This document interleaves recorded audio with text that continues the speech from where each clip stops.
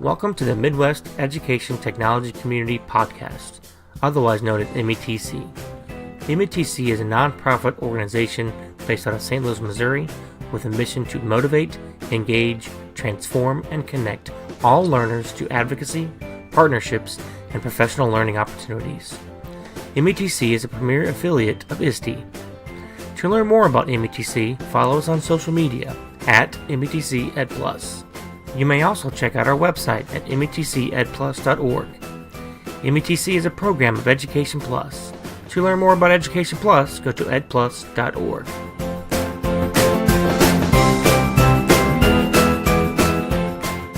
Hello there, METC podcast listeners. Welcome to episode 33 of the METC podcast.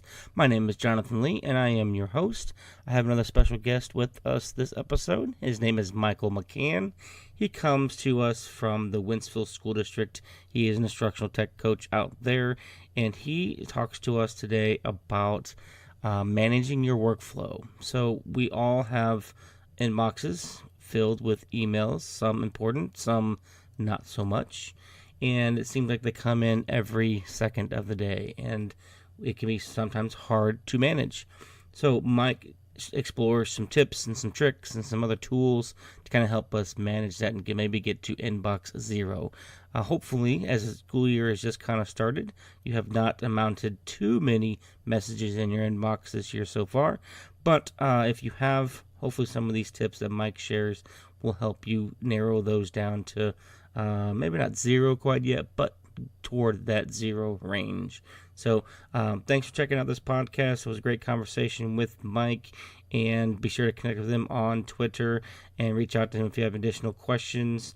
But let's go ahead and get right into the episode 33 with Michael McCann, talking about managing your workflow. Enjoy.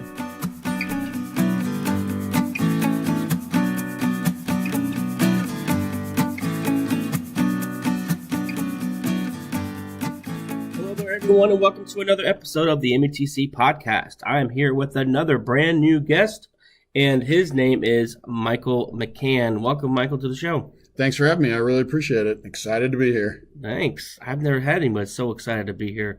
So today's topic is talking about workflow. And before we get into that topic, Michael, how about you tell the audience a little bit about yourself? Hi there. So, my name's Mike McCann, and I've actually recently changed over a position. So I used to work at EdPlus, actually with Jonathan as a school improvement consultant, but now I've actually become an instructional technology coach with the Wentzville School District. So really working with the one-to-one program. And a little bit, my previous history, I was a middle school teacher. I've been a middle school administrator. So kind of all different aspects of education. I was fortunate enough to be selected to Google Teacher Academy a few years ago. So I am a Google certified innovator. And so I love all things tech. I'm partial to the Google tools for sure, but I do have respect for any of the ones that are going to help you really make your life easier. And you're partial to the Google tools on a Mac, right? Not a PC. Yes, definitely on a Mac. I've always said the Google tools just enhance my Mac devices. Very nice. I guess I can agree with you, but I don't do Mac, so I prefer my Chromebooks because I'm all Google all the way. But I agree with you. I respect the other ones. I do love a couple of the Microsoft products that are out, and I think they're pretty good game changers. But anyway, today's topic is talking about workflow, and the timing of this episode is right at the beginning of the year. So I think this is a great topic for educators to listen to.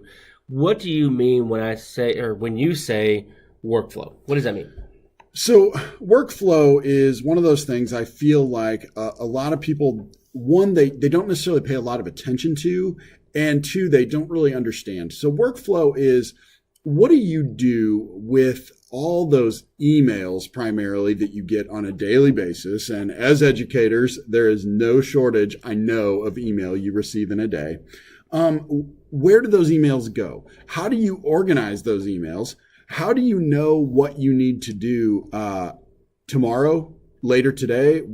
How do you know what you need to do next week? So workflow is really all that put together. When you have items that are coming up on your to-do list, how do you know where those are? How do you manage all those things? Very nice. And so you have in here as in hopefully you'll get to achieve inbox zero. What do you mean by that? So I love to try to end every work day with no emails in my inbox. That's always one of my goals. And usually when I tell people that, they look at me like I'm crazy, as in that's impossible to happen. But it really isn't. If you come up with a system that works for you, and I'm going to tell you, if not 1,000 times on this podcast, my way isn't the right way. It's just the concept of doing this. So everybody's brain works differently. Mm-hmm. So don't hear what I'm saying as this is the only way to do it. It's just the idea of come up with a system that works for you. And hopefully we could have a whole bunch of people that start sending out some tweets of inbox zero at the beginning of this year. I like the hashtag inbox zero. So, well, just to confirm, we are not going to have a 6-step program of how to get to inbox zero in this episode. Correct. We are not going to have a program. I'm going to tell you what I do and things that work for me. And what I want folks to get out of that is just maybe some ideas of what they're hearing. Maybe they want to try something that I do, but maybe it's just an idea of something they could attempt. That's great. So, yeah, I'm excited about this episode because it sounds great and it's right up my alley, and I've experienced that look of inbox, telling people about inbox zero, and they go, "You crazy? I've got 1,000 emails unread in my inbox right now," and I give them that look right back at them because if I look at my inbox right now from my Google email, I'm at 1, and that's just an email that I want to share with somebody, so that's just 1, and then my other one has 0, and so I've got 2 work emails, and I too like to keep my inbox at 0. And so I'm excited to hear what your ideas and your method is and see how they compare to mine. And we can kind of just talk about how to do that, because what a great way to start off the year with a 0 inbox, because once you get behind, it's hard to catch back up. It's really hard to get ahead. Yep. And then it stresses me out when I see my friends' cell phones with that little bubble above their email icon of 6,000 unread messages, which is not uncommon. And that's not even my email account, but it stresses me out. So that's really kind of the goal we're aiming at. I can see that could be a big reason why people should go Android, because that number doesn't exist on an Android phone. You just get a little bubble that says you've got messages. But anyway, all right. So enough of all that. So let's talk about a common misconception. You said there's a common misconception when it comes to workplace workflow. So the common misconception, I believe, is centered around email. And I think what's happened since email really came to be and it became our number one source of communication in the workplace is, unfortunately, email became the only place. And what has happened is people now use their inbox as everything to keep them organized. It essentially becomes their calendar. They leave the emails in there so they know when something's due. So they just leave their email in the inbox. Yep. Oftentimes, it also becomes the to-do list. Instead of moving an email to a to-do list, we just mark it as unread. And that way we see that bold email and down somewhere at the bottom of the screen. And that means, oh, I have to do this later. Well, while this quote unquote works for some people, it will be impossible to ever achieve that inbox zero and that Zen-like feeling when you get there. If email is the entire and only way you stay organized. So that to me, that's the misconception I think that we have and we've done with email. That's a good point. I do admit that I will at times, I don't usually use a to-do list as often as I probably should. So if I do get an inbox of 5, it is usually a to-do list, but they're quick ones. So if it's not a quick one, then I do typically send it over to like a to-do list app of some sort. We're going to get into some of those here in a little bit, but yeah. So I could definitely see how that could be. And I know I hear it all. I gotta spend time in my email for this next half hour or whatever. And it's key to keep that up to date. So we're going to talk about different tools and methods.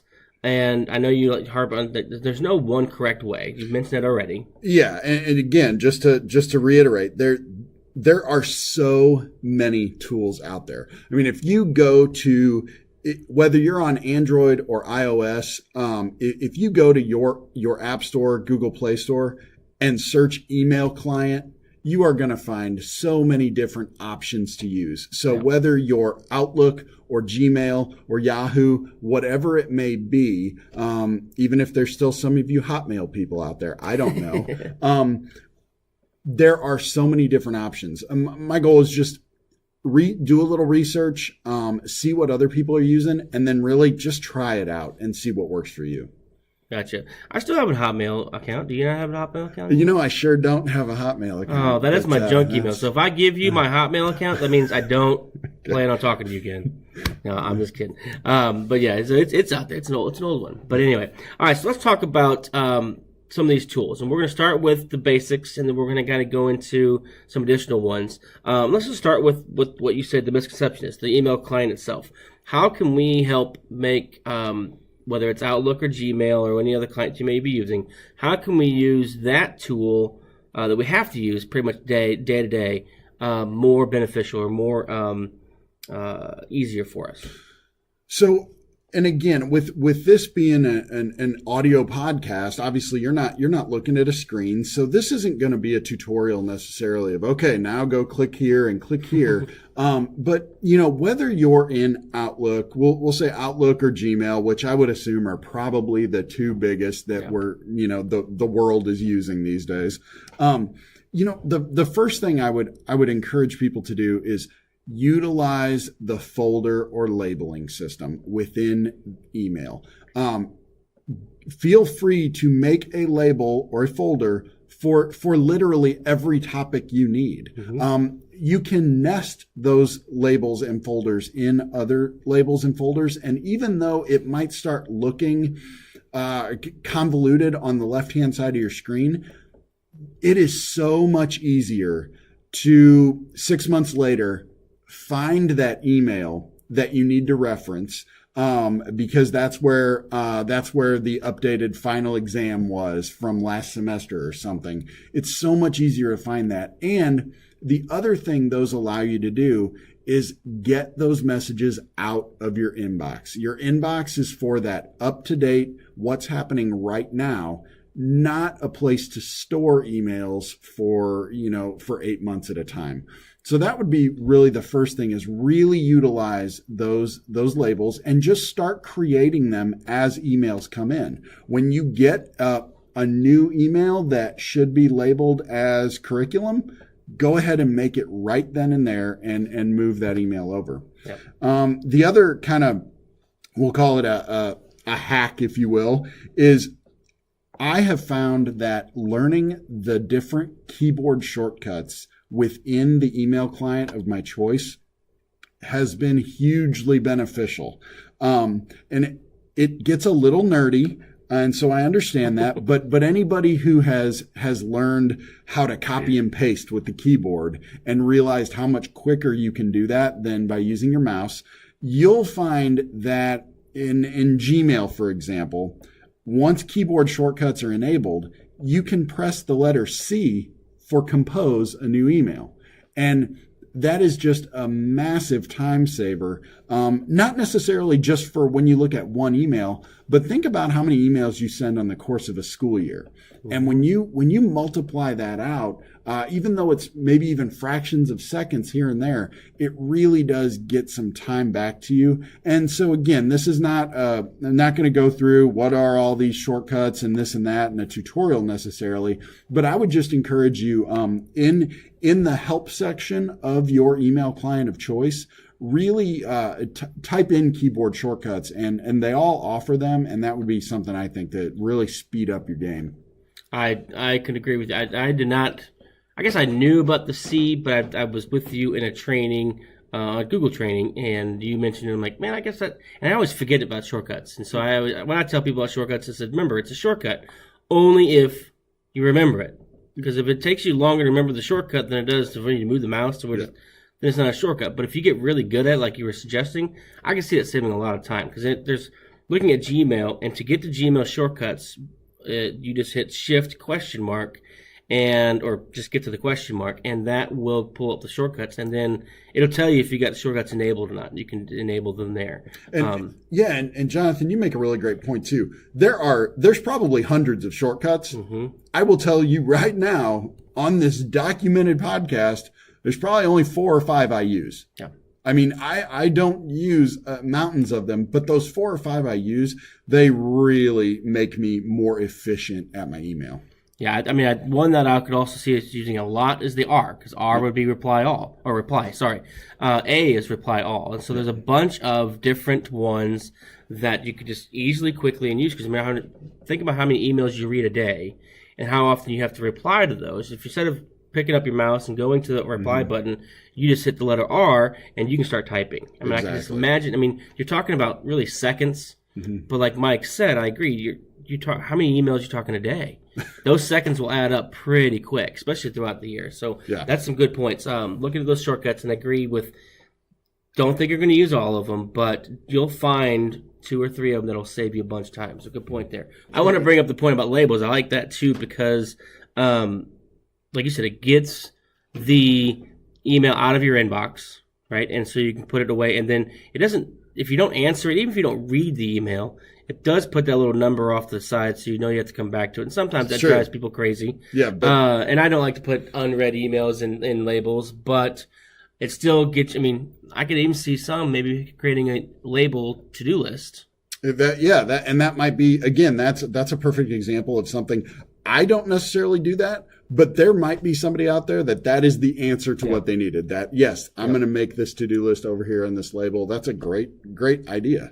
And the other one I like to use within Gmail, Outlook is a little weird, but I like using the filter system. So sometimes I know I am an instructor on many like Moodle courses, or we're using Brightspace for something, and we use Google Classroom for stuff. And so instead of, I know in Google Classroom you can now turn off some of your notifications, but I do feel sometimes those notifications are helpful, or at least I can document things that took place. I don't like turning those off, but instead I go into my settings and create filters to go ahead and take those emails and just put them right into a label, so they don't even touch my inbox. And so then if I ever do need to go back and review them, I know where they are. Yeah, so, I hadn't even really thought about it. While I use filters and they're kind of running in the background, I hadn't even thought about that on this podcast coming in today. But yeah, filters are hugely beneficial. There are actually some too in Gmail. I have some filters set up that the email actually does still come to my inbox, but the way I have the filter set up is the email's automatically labeled how I want it to be labeled. Mm-hmm. So that way, as soon as I read it, I can just archive it, and I know it's already gone into the proper folder, proper label in Gmail. So really, there's different options there. Again, as you said, Jonathan, just those emails that you need, but you don't really need to read right away. Yeah, filter those away, because, I mean, even if we talk outside of the education world, how many emails a day do you get from Kohl's or Target or wherever else? And it's not necessarily a bad thing that you're getting those emails, because there might be valuable coupons. There might be great deals in there. But how many times at the end of the day do you end up just archiving 13, 14, 15 emails like that? If you set up a filter, you can have those emails go to their proper folder. You have them if you ever want to search for them, but they don't ever bug you throughout your day. Yeah, I unsubscribe to all kinds of things because I can't stand those emails. If I ever want to get a coupon back, I'm sure I can probably search for it on the internet and take care of it. But I do not need 7 emails a day from Kohl's letting me know of the sale of the hour. I'll tell you that. But all right, so the only other thing I wanted to mention about email, and it's fairly new. So if you're getting back into the swing of things with school, maybe your district turned this on. It's on Gmail.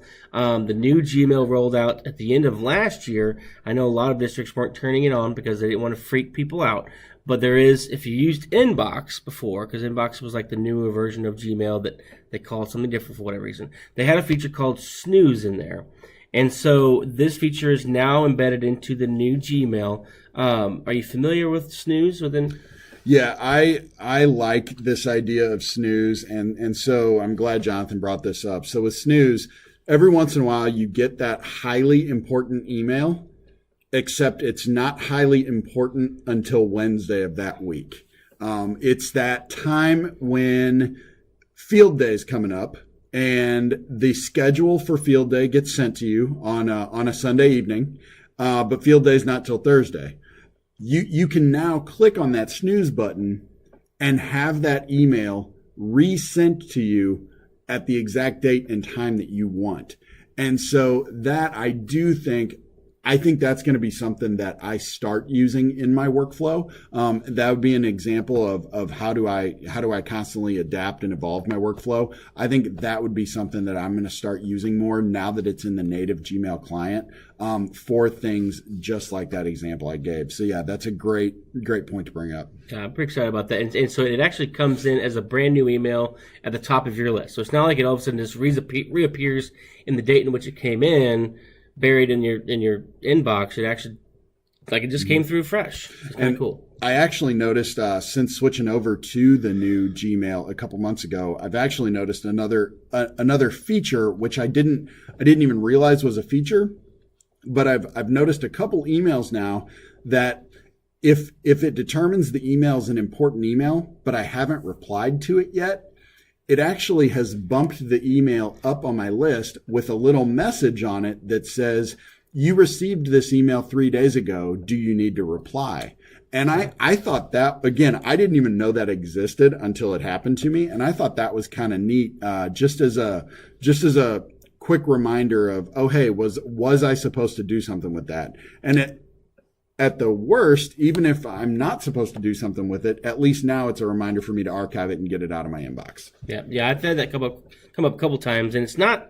I think it's more that AI coming into Gmail, and it's not as smart as it should be yet. But it's going to get. It's just like anything else. It's going to grow. There's been a couple emails. I'm like, no, I don't need to reply to this, and put that away. But yeah, I'm pretty excited about that too. That's another cool feature that's coming out there.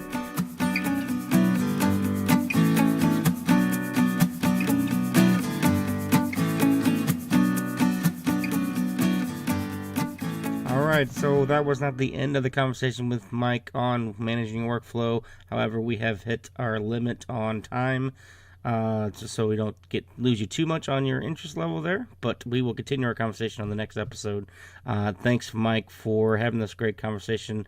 Love working within Gmail. The updates to the new Gmail are fantastic. I love that at the very end we talk about the reminders that Gmail now set up, and some other tips that we'll share in the next follow-up episode for this one as well. So again, please be sure to reach out to Mike to ask any additional questions. Be sure to manage that workflow. No, you don't need those Kohl's emails or Cardinals emails if you happen to be in St. Louis, or any other of those emails you constantly get. You can unsubscribe to those, help you get to your inbox zero sooner than you think. And so thanks for reaching out. Be sure to check out all the other episodes at metcedplus.org, and they're all archived there. Show notes is also located there. You can connect with me on Twitter as well, at jleetech%. That is at jleetech%. And be sure to follow METC as well. We are at METCedplus on all of those social media sites. So check out with us, connect with us, and reach out if you have additional topics, ideas for future episodes. Until our next episode and my continued conversation with Mike McCann on managing that workflow, have a good one, everyone.